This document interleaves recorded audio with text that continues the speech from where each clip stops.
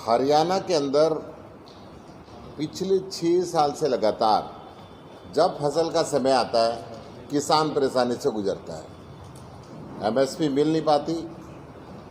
अभी इस वर्ष जीरी की अगर मैं बात करता हूँ तो 2 महीने के बाद परचेज शुरू की है।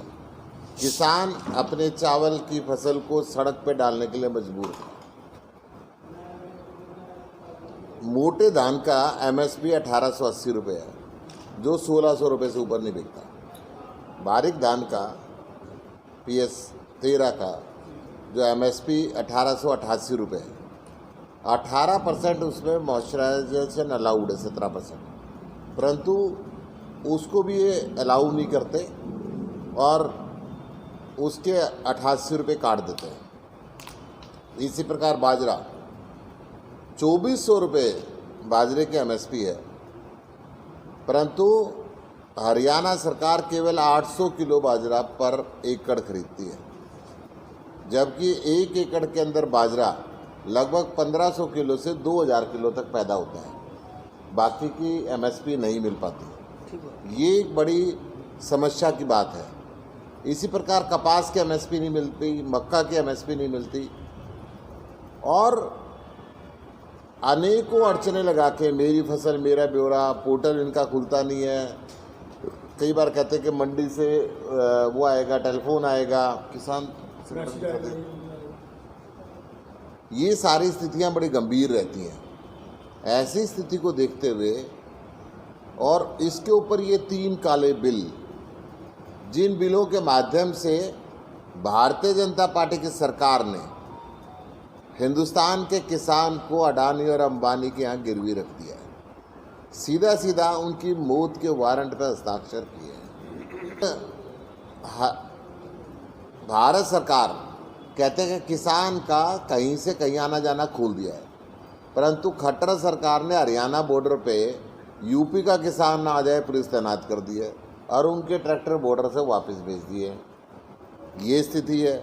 किसान जब अपनी आवाज़ को उठाने के लिए शांतिपूर्ण प्रदर्शन में आए तो पीपली में उनके ऊपर लाठीचार्ज किया, सिरसा में उनके ऊपर वाटर कैनन छोड़े गए, आंसू गैस के गोले छोड़े गए, मुकदमे बनाए गए। इन सब बातों को लेकर हरियाणा का किसान परेशान है और सड़क के ऊपर है। आम आदमी पार्टी किसान के साथ है और थी और रहेगी। हमने सड़क पे भी उनकी लड़ाई लड़ी, संसद में भी उनकी लड़ाई लड़ी और लड़ते रहेंगे।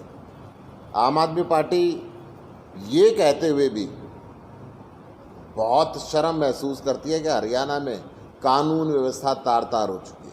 लड़ते लड़ते चले गए। उनके पोते दुष्यंत जी पता नहीं किस मलाई के लालच में एक समझौता खट्टर साहब से करके बैठे हैं। किसान इस बात से भी उनसे नाराज़ है।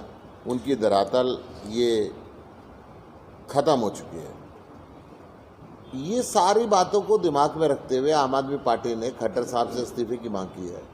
आम आदमी पार्टी 11 तारीख को सुबह 11 बजे करनाल में अपने किसान विंग के साथ में, हमारे आम आदमी पार्टी के पदाधिकारी और कार्यकर्ताओं के साथ में खट्टर साहब के आवास का घेराव करेगी और वहाँ पे कई हजार, लगभग 10,000 हमारे कार्यकर्ता पूरे हरियाणा से पहुँचेंगे और ज़ोर शोर से किसानों की आवाज़ उठाएंगे और खट्टर सरकार को बर्खास्त करने की मांग करेंगे।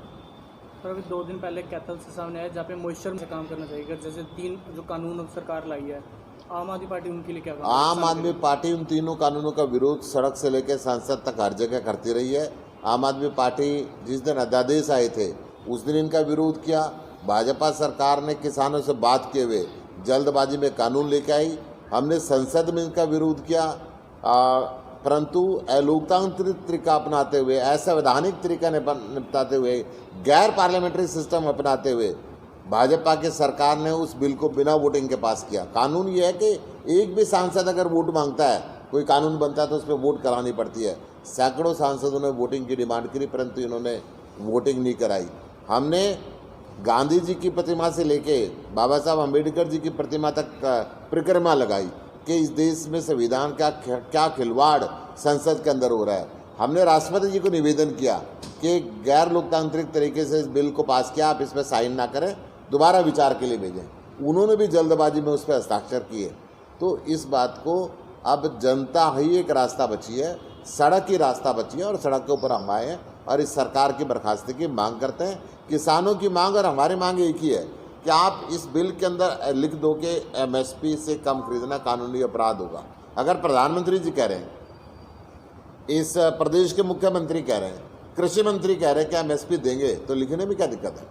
अगर लिखना नहीं चाहते, इसका मतलब दाल में कुछ काला नहीं है, दाल ही काली है।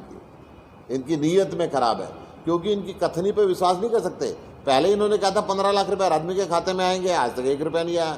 नोटबंदी में कहा बहुत काला धन आएगा, 1 रुपया नहीं आया। इन्होंने कहा 2 करोड़ लोगों को रोजगार, नौजवानों को हर साल देंगे, 20 करोड़ बेरोजगार हो गए।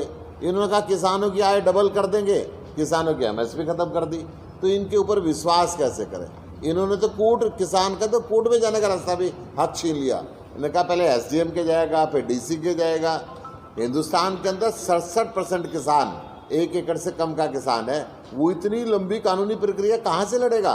और ये अधिकारी तो बिके हुए हैं सरकार के, और सरकार ही जब अडानी और अंबानी के इशारे पे चलने लगी है, तो ये अधिकारी उनके खिलाफ फैसला कैसे ले सकते हैं? कितने लोग इस प्रदर्शन में पहुंचेंगे और क्या दिल्ली से और कौन कौन से आम आदमी पार्टी के नेता आ सकते हैं? दिल्ली से ये हरियाणा का प्रदर्शन है, पूरा हरियाणा यहाँ पे होगा। हरियाणा के चारों जोनों के हमारे कार्यकर्ता होंगे, हमारे किसान सेल के लोग मुख्य तौर पे होंगे, और मैं खुद बतौर सांसद यहाँ पे आऊँगा और अन्य लीडर भी हमारे आएंगे। कहाँ पर इकट्ठे होंगे और कहाँ तक जाएंगे? सीएम के आवास का घेराव करेंगे और उनके इस्तीफे की मांग करेंगे प्रेमनगर में।